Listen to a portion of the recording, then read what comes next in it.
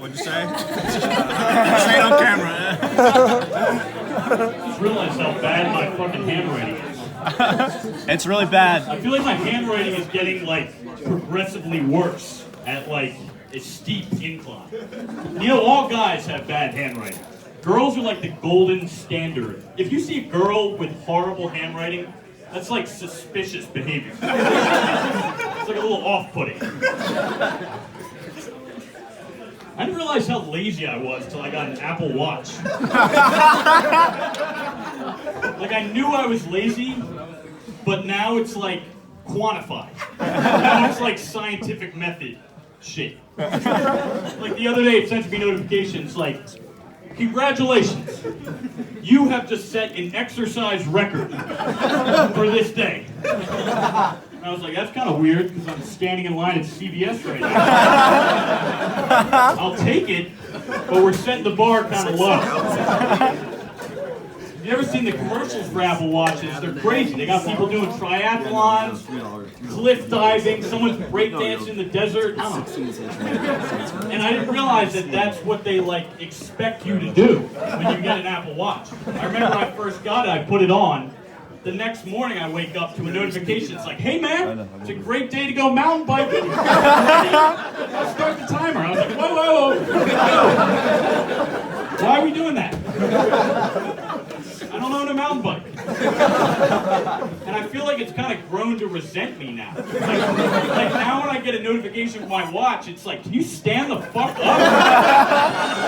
Can you stand on your feet? And it's the most petty thing. If you stand on your feet, it sends you another notification. It's like, wow, you did it! Good job! Put me on the charger. Put me on. We're not going anywhere. We're not leaving the house.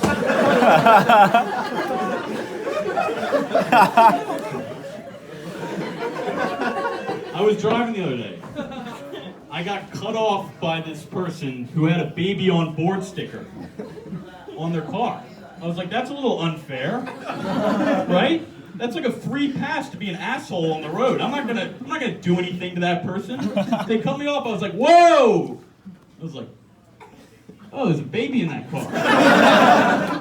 All right. I was gonna give him the finger, but I want to be that guy that's responsible for that kid thinking it's okay to give people the finger on the road. That's just not who I am. And that kind of got me thinking. I mean, I didn't check if there was a baby in the car, first of all.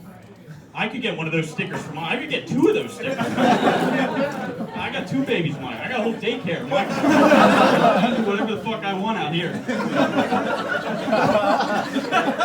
It just got me thinking, in the future, when everyone's driving self-driving cars, there's not going to be any road rage anymore. It's going to be like road peace. We're all going to be cooped up in our car, like, someone's going to pull up next to you, like, it's going to be a little awkward. You're going to be like, oh, hey, I'm just, I'm not even driving. I'm not doing anything, actually. And they're going to be in their car like, Siri, take the next exit, get me away from this weirdo. You know what else is going to go away with self-driving cars? Is police chases. Now, we've all seen a ton of great police chases, but when all the cars are driving themselves, there's not going to be any reason for that to happen. But I was thinking they could at least put in the feature, like, if a cop car pulls up behind you, and you're in a self-driving car, your car could be like, are we doing this? I got a 35% chance that we're getting away. It's up to you, buddy. And you'd be like, no. You'd be like, all right, pussy. Dude, they're getting burgers. You guys remember how cool phones used to be? Burgers. Everybody had like a different kind of phone. Your phone could like flip. Like, you remember the Sidekick would do like 360? I don't need a phone. Like, yeah, mom. It's on the bat phone, you know. Every phone looks the same now. It's just a black screen. Like I was at the Sprint store, and this woman's getting me a new phone, and she's like, "Oh, what's the model of your current phone?" I was like, "I don't even know." I was banking on you knowing, since you work at the Sprint store. The internet too. The internet used to be like a different place. It was like a wild. It was like a jungle, you know? You used to like be at school and be in some beef with someone and go like write some snarky shit about them online. Now the internet is just people arguing about vaccines and ads for gravity blankets. I learned something new on the internet the other day, though. Did you guys know that pigeons and doves are the same animal? Oh. Doesn't that sound kind of racist to you?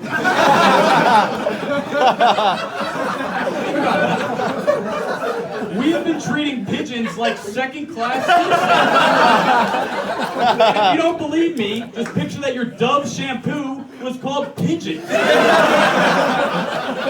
yes, I only use Pigeon soap. Give me that natural MBTA smell. Like, people have doves at their weddings. Meanwhile, we're calling pigeons rats with wings. You invite a rat with wings to your wedding? If you cut your cake open and a bunch of rats with wings fly, you're like, the best day of my fucking life.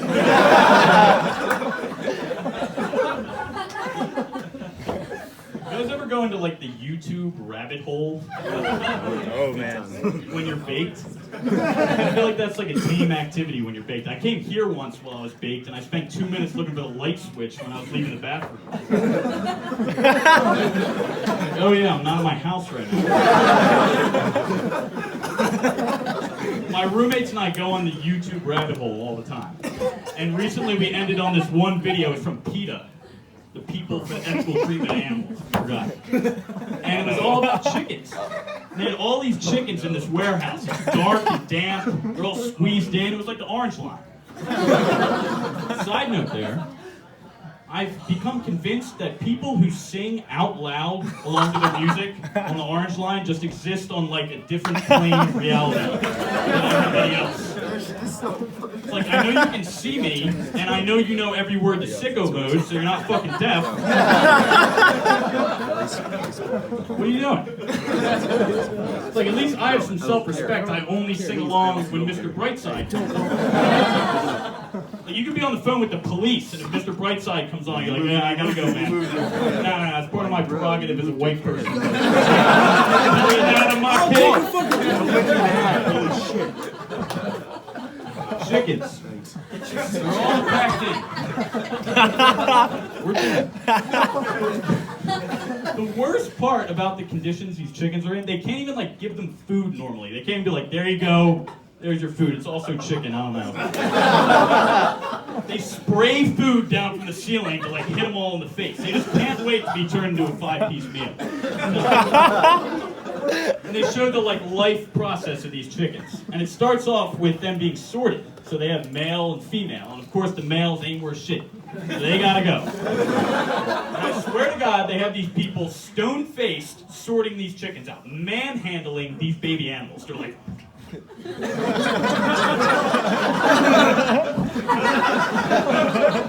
it's actually insane. My big takeaway from this video was not the condition of the animals. We all know about that, you know? That's like one of those things where you're talking about with some people, you're like, oh yeah, it's really shame like how we treat animals in this country. Whoa, whoa, whoa. We have wings with that? It's really horrible, I know. You're like, whoa, whoa. Teriyaki. My big takeaway from this video was, what psycho motherfuckers are they hiring to do this sorting job? What actual serial killers do that 9 to 5? Like, they're like, oh yeah, we hired a couple new chicken molesters yesterday. We got Ted Bundy and Charles Manson working the daytime. We got Casey Anthony coming in for the night shift.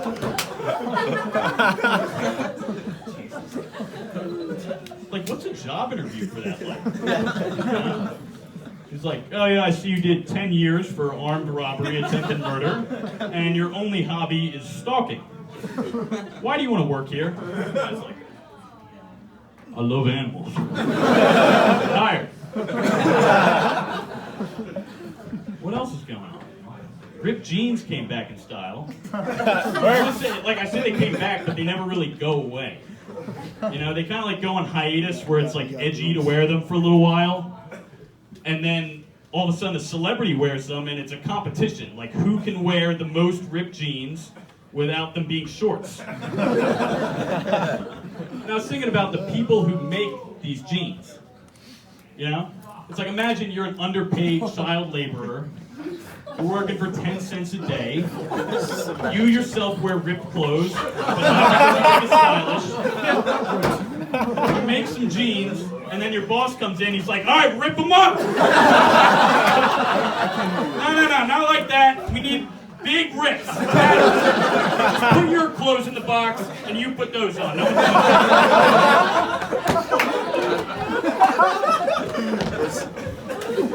I'm almost done. I don't think Panera Bread is one of those places that has given 100 people E. coli poisoning, but I feel like it deserves an honorary spot. Let me explain here. I went to Panera Bread some years ago.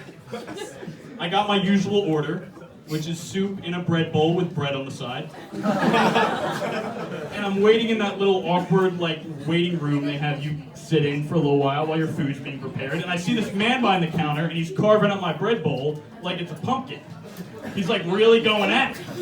And so I'm like, what's the deal with this guy? I lean in for a little more information, and I hear this guy say one thing. He goes, well, they can't fire all of us. What did you guys do? What did you all do? That's going to get everybody fired. And I didn't know for a little while, because I started working in the food industry. Soon after that, I got a job at a place called Rita's Water Ice. Yo! Some people have been there. If you don't know what water ice is, it's Italian ice. Thank you, Lauren. It's Italian ice, except in the greater Philadelphia metropolitan area, they call it water ice. And if that's not the stupidest shit, just keep listening. So I worked there behind the counter, and troops of soccer moms would walk up, and everybody ordered the same exact way here. They walk up and they go, yeah, let me get the red. They point at some arbitrary point behind me. And when I first started working there, I was like a hardo, so I'm like, oh, yes, sir, we have 5 red flavors today. We have cranberry, raspberry, watermelon, cherry, and Swedish fish. And he's like, yeah, red. It's like, after a while, I just stopped giving a fuck. I started playing water ice roulette. You come up and you're like, yeah, give me the blue. I'm like, maybe you're getting cotton candy, maybe you're getting sour blue raspberries. Not my problem. There was another type of person who would order I know. It was the people who would order a sundae. And everybody would order a sundae exactly the same way. They come up and I'm go. going home. They get right out of their car like they decided what they were getting on the way there. And they walk up and they go, I want a sundae. It's like, you order everything with such an awkward cadence. You're like, yes, I'll have the braised pork chop, but hold the carrots. And this person orders a sundae, so I go over and I start making it. And they ordered double wet walnuts on that, which is fucking serial killer move. We had an inside joke there that if someone ordered wet walnuts, they belong on a fucking FBI watch list. And if you don't know what wet walnuts are, imagine hot Cheetos covered in wood glue and left outside for 2 days. And I'm putting on the toppings, I remember. And I scoop one on, and of course this woman's looking in how many wet walnuts? And they're so sticky, and I'm forcing them on there. Shit. And I turned to my coworker, I was like, when was the last time you switched these out? He's like, dude, a month. A long time. And I was looking back, this woman's still looking at me through the window, and I go, well, they can't fire all of us. Thank you guys.